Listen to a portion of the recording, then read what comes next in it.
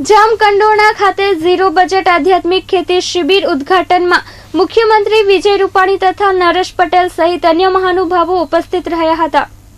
જામકંડોરણા મુકામે તારીખ 2 થી 6 સુધી ઝીરો બજેટ આધ્યાત્મિક ખેતી શિબિર ચલાવવાનો હોય ખેતી શિબિર તથા માર્ગદર્શક જામકંડોરણાના લેવા પટેલ કુમાર છાત્રાલય ખાતે આયોજન કરવામાં આવ્યું છે, જેથી ખેતી વિશે સચોટ માર્ગદર્શકી માહિતીની આપલે થશે તથા આ શિબિરમાં દેશભરના કિસાનોને 5 દિવસ ઝીરો બજેટ ખેતીનું માર્ગદર્શન આપવા માટે પદ્મશ્રી એવોર્ડ વિજેતા કૃષિના ઋષિ પધાર્યા હતા। સાથે મુખ્યમંત્રી શ્રી વિજયભાઈ રૂપાણી તથા નરેશ પટેલ ખોડલધામના ચેરમેન તથા અન્ય મહાનુભાવો ઉપસ્થિત રહ્યા હતા। મુખ્યમંત્રી શ્રી વિજય રૂપાણીના વરદ હસ્તે દીપ પ્રાગટ્ય કરી તથા સંતોના રૂડા આશીર્વચનથી શિબિરનું ઉદ્ઘાટન કરવામાં આવ્યું હતું। આ શિબિરમાં સન્માનનીય રાજવી વિશેષ મુખ્ય મહેમાનો ઉપસ્થિત રહ્યા હતા। આ કાર્યક્રમમાં વિજય રૂપાણી તથા નરેશ પટેલ તથા વિઠ્ઠલ રાદડિયા, જયેશ રાદડિયા, ચીમનભાઈ સાપરિયા, ડોક્ટર વલ્લભભાઈ કથિરિયા, ગોવિંદભાઈ રાણપરિયા તથા અન્ય મહાનુભાવો ઉપસ્થિત રહ્યા હતા। તારીખ 2 થી 6 સુધી આ ઝીરો બજેટ આધ્યાત્મિક ખેતી શિબિર ચાલશે, જેમાં કિસાનોએ કાર્યક્રમમાં બહોળી સંખ્યામાં ભાગ લીધો હતો। એક પણ ગામડું એવું નથી કે જ્યાં ભારતીય જનતા પાર્ટી આજે ન હોય। સંગઠનના કામમાં, પ્રવાસોમાં હું તો ખેડૂત નથી, પરંતુ વર્ષોથી સંગઠનનું કામ કરતો હોવાને કારણે ખેડૂતોના પ્રશ્ન, ખેડૂતોની વ્યથા કે છે ને કે જગતનો તાત રૂવે દિન રાત, એને બદલે જગતનો તાત એ ખરા અર્થમાં તાત બને અને દુનિયાની ભૂખ ભાંગે, આ પ્રકારના સામર્થ્યશાળી ખેડૂતો બને, આ ચિંતા, આ મનોમંથન સતત ચાલતું હતું। મુખ્યમંત્રીનો તક મળી,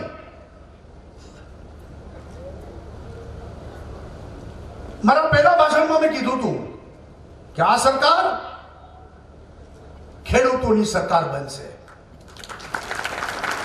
આ સરકાર ગામડાની સરકાર હશે।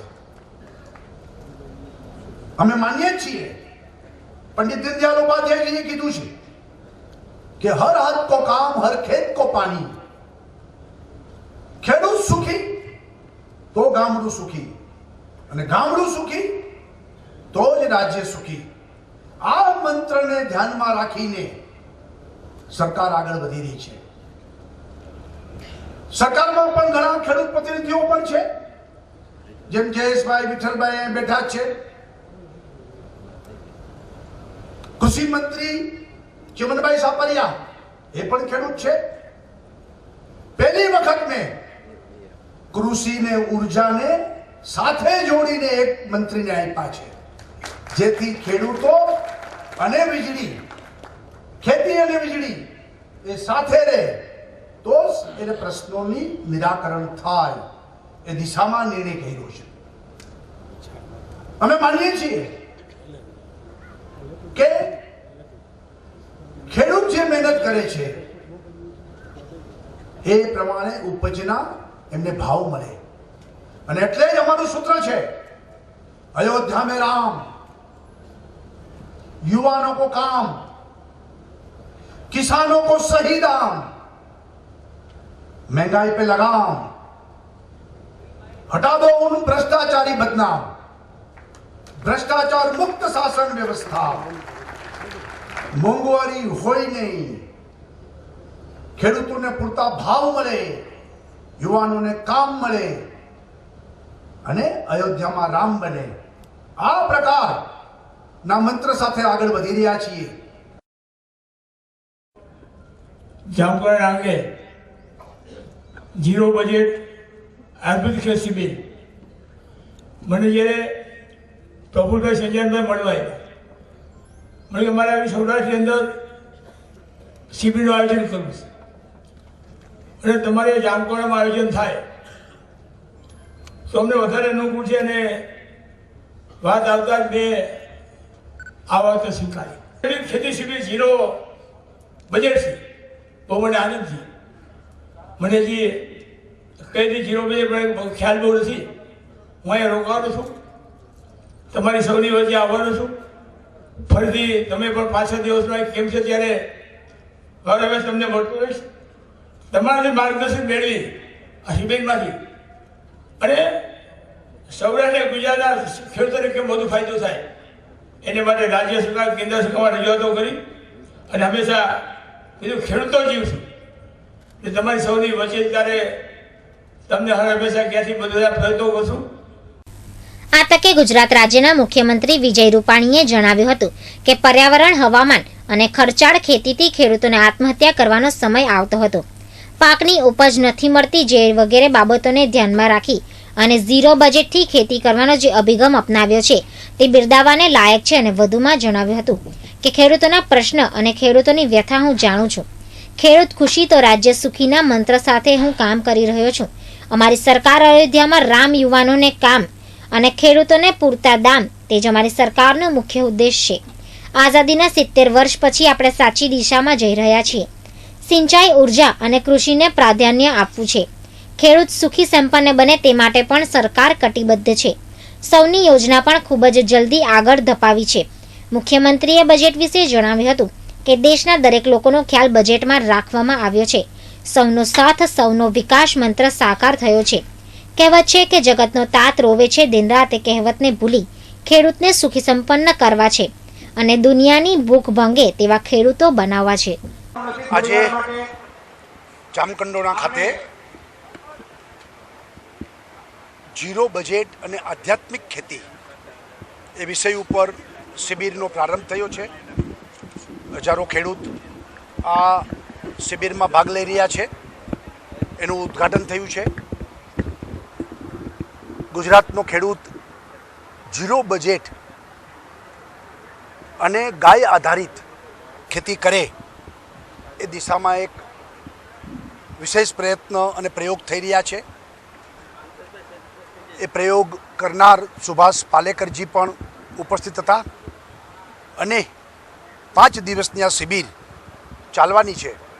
ગુજરાત સરકારે પણ ખેડૂતોને ગામડું એને મહત્વ આપીને ખેડૂત સમૃદ્ધ અને સુખી બને એ દિશામાં સરકારનો ઈરાદો બહુ સ્પષ્ટ છે. એટલે ખાસ આ શિબિર સફળ થાય અને ગુજરાતના ખેડૂતોને ઝીરો બજેટ એટલે ખર્ચ ન થાય અને ખેતી સારી થાય એ દિશાના શુભેચ્છા પાઠવી છે. કેન્દ્રનું બજેટ ખૂબ સારું આવ્યું છે, જેમાં ગરીબ, ગામડું, કિસાન, ઇન્ફ્રાસ્ટ્રક્ચર, રોજગારી એનું વિશેષ ધ્યાન અપાણું છે. એમ કહેવાય ને કે પૈસાનો વરસાદ વરસાવ્યો છે એ પ્રકારનું આ બજેટ છે અને મને પૂર્ણ શ્રદ્ધા છે કે દેશને ખૂબ લાભ થશે. ગુજરાતને પણ ખૂબ લાભ થવાનો છે. એમ્સ મળી છે, વડાપ્રધાનનો આભાર માનું છું.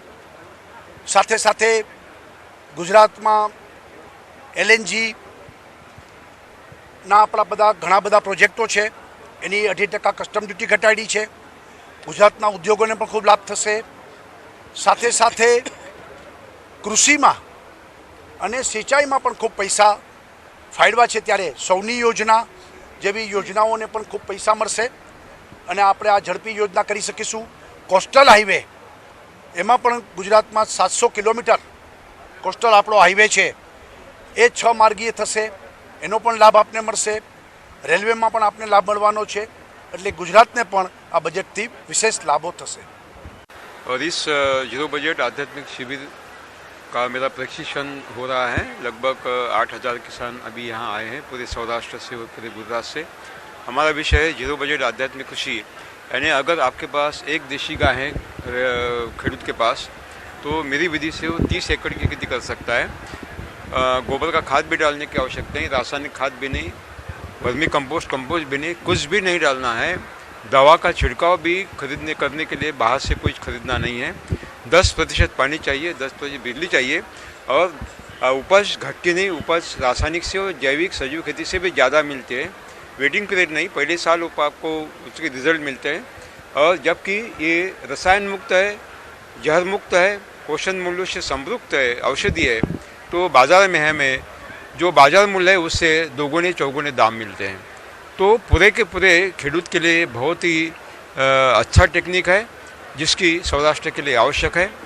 हम 10% पानी में हमारी फसल लेते हैं, 90% पानी की बचत होती है मेरी विधि में, और 90% बिजली की बचत। सौराष्ट्र कच्छ जैसा जो क्षेत्र है, या बारिश बहुत कम होती है, यहाँ अकाल हरदम आता है, उस अकालग्रस्त क्षेत्र में ये तकनीक बहुत ही अच्छा रहेगा, ये पूरे देश में सिद्ध हुआ है। મુખ્ય મહેમાન તરીકે પધારેલ પદ્મશ્રી એવોર્ડ વિજેતા શ્રી સુભાષ પાર્લેકરે જણાવ્યું હતું કે ઝીરો બજેટ આધ્યાત્મિક ખેતીમાં કોઈપણ જાતની ખાદ્ય નાખવાની જરૂર નથી. રાસાયણિક ખેતી ખૂબ જ નુકસાનકારક અને ખર્ચાળ છે અને ખર્ચાળ ખેતીમાં ઉપજ ન આવતા ખેડૂતોને આત્મહત્યા કરવી પડે છે, પરંતુ ઝીરો બજેટથી થતી ખેતીથી ખેડૂતોને કર્જને કારણે આત્મહત્યા નહીં કરવી પડે. Alpesh Trivedi, S24 news, Dhoraji.